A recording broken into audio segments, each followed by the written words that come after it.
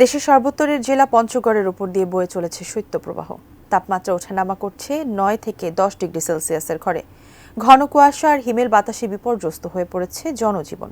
পঞ্চগড়ের শীত নিয়ে আরও বিস্তারিত জানাতে এখন সরাসরি যুক্ত হচ্ছেন প্রতিনিধি সিদ্ধার্থ কর্মকার। সিদ্ধার্থ, আমাদের জানাবেন যে শীতের প্রকোপটা আসলে সেখানে সবসময় বেশি থাকে, এখন আসলে কেমন অনুভব হচ্ছে?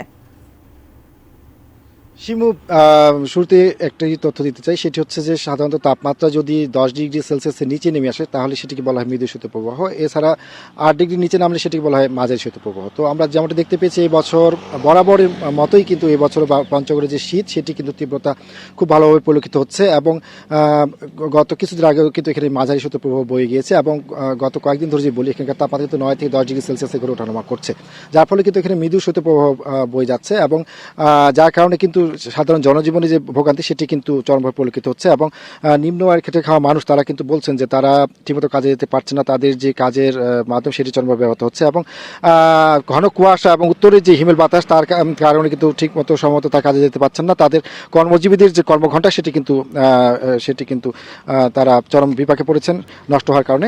আর আজকে কিছুটা বেলা বাড়ার পর এখন দুপুর মোটামুটি 12:30 বাজে, এখন কিন্তু বেলা দেখা যাওয়ার কারণে কিন্তু আজকে কিছুটা স্বস্তি ফিরে এসেছে সাধারণ মানুষ, তারা কিন্তু নেমে পড়েছেন কাজে।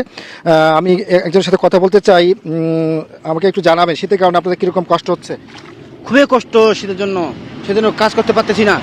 এই যে এখন কেবল সূর্যটা উঠলো, এখন কাজ ভালো লাগতেছে, শীতের কারণে লাগাতে পারতেছি না, খুবই সমস্যা। ধন্যবাদ আপনাকে। মারিয়া, তিনি যেমন জানাচ্ছিলেন যে আসলে যে শীতের কারণে যে কষ্ট, বিশেষ করে এখন কিন্তু বোরোর যে ভরা মৌসুম চলছে সেটি সাধারণ যারা কৃষক তারা কিন্তু মাঠে তারা বোরো যে বীজতলা থেকে যে বোরো লাগানোর কাজে তারা ব্যস্ত এবং আলু, ভুট্টা, মরিচ সহ বিভিন্ন যে ফসল সেটি কিন্তু মাঠে রয়েছে, তারা সেগুলি আবাদ করতে ব্যস্ত সময় পার করছেন। এছাড়া পঞ্চগড়ের যে একটি বড় শ্রমজীবী মানুষ তারা কিন্তু পাথর শ্রমিক, চা শ্রমিক থেকে শুরু করে তারা দিনমজুর, বালু মহলে কাজ করেন, এমন অনেক একটি বড় জনগোষ্ঠী রয়েছে পঞ্চগড়ে।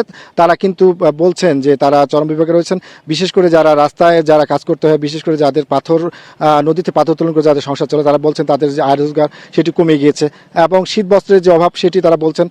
জেলা প্রশাসনের পক্ষ থেকে যেমনটি জানানো হয়েছে যে এখন এই পর্যন্ত তারা 17,000-এর বেশি তারা শীত বস্ত্র বিতরণ করেছেন এবং 33 লক্ষ তারা টাকা বিভিন্ন ইউনিয়ন এবং পৌরসভার মাধ্যমে তারা শীতার্তদের সাহায্যে তারা কিন্তু ব্যয় করেছেন। তো সবকিছু মিলে এখনো আগামী একটি মাস রয়েছে যে পঞ্চগড়ে শীত থাকবে বলে জানিয়েছে আবহাওয়া অধিদপ্তর পক্ষ থেকে। তো দেখা যাক সামনে আর কতটুকু ভোগান্তি কতদূর গিয়ে দাঁড়ায়। তো এই ছিল আমার কাছে সর্বশেষ তথ্য।